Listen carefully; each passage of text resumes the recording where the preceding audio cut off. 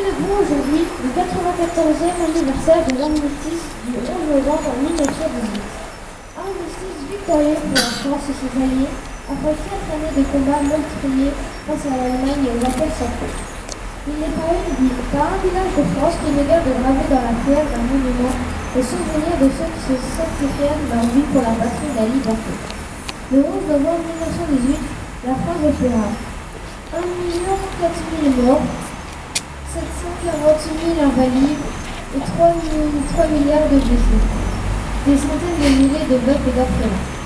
N'oublions pas ce nom bilan ni le courage héroïque des soldats de ce conflit appelé à juste titre la Grande Guerre. En ce jour de commémoration, rendons hommage aux combattants de tout grade, français et alliés, qui ont fait preuve dans tous les secteurs du front d'un courage exemplaire méritant la reconnaissance de la nation.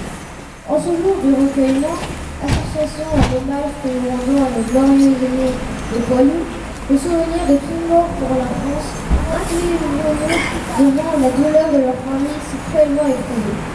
L'Union française et l'association de combattants et des victimes de guerre, UFAT, et ses 44 associations nationales, fidèles au souvenir de tous ceux et toutes ceux victimes de toutes les guerres, invitent la jeunesse à œuvrer pour un monde de paix plus juste, plus solidaire, plus fraternel.